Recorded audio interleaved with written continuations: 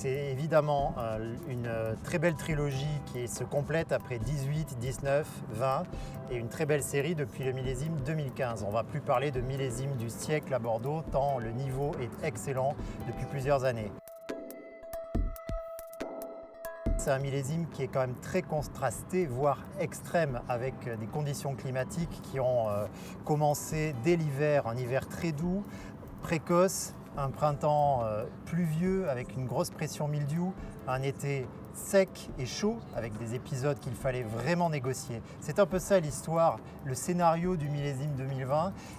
C'est un peu comme une course automobile où il ne fallait louper aucun virage. Ce matin, j'étais au château La Fleur à Pomerol et Baptiste Guinaudot comparait plutôt ça avec une régate dans le sens collectif, travail d'équipe et où on travaille avec les éléments. Il fallait vraiment travailler avec les éléments en 2020 et c'est là que les terroirs font la différence, les terroirs et les prises de décision, le travail des hommes. Donc au total, ça donne un millésime excellent, de très haut niveau, un millésime qui n'est pas toujours homogène. Il y a certainement des terroirs qui ont été un petit peu plus en souffrance que d'autres par rapport aux chaleurs et à la sécheresse estivale, mais on a des vins de très belle qualité avec un profil plus concentré, certainement plus tannique que 2019 qui était davantage sur la luminosité et l'éclat. 2020 c'est un millésime profond, dense, intense, souvent sur des aromatiques assez noirs mais avec un très grand potentiel de garde. Commençons par le Médoc avec Saint-Julien, deux très grandes réussites. Léoville-Lascaz, un vin très identitaire, un vin de lieu magnifique, un peu austère mais qui a ce potentiel exceptionnel que l'on va retrouver dans plusieurs dizaines d'années. J'espère qu'on sera là pour le goûter. Du cru Beaucaillou, très beau, très élégant. À Margaux, qui est un peu plus disparate, on a beaucoup aimé Bran-Cantenac et Rosan-Ségla.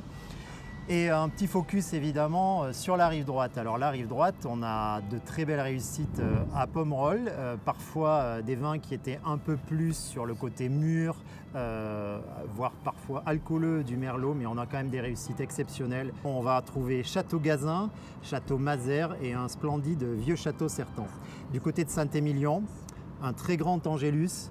On ne serait pas complet sur ce millésime 2020 si on n'incitait pas les dégustateurs, les acheteurs, les consommateurs à aller regarder du côté des appellations satellites comme Fronsac, Castillon, où il y a vraiment des pépites à des prix encore très accessibles aujourd'hui.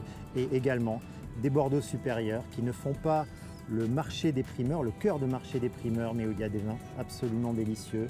On pense à Marjos, à Régnac, à Domaine du Bouscat, à Thieulé, à Girolate, tous ces vins qui font aussi le cœur battant de Bordeaux. Bref, c'est un très beau millésime, il faut en mettre dans sa cave, n'hésitez pas.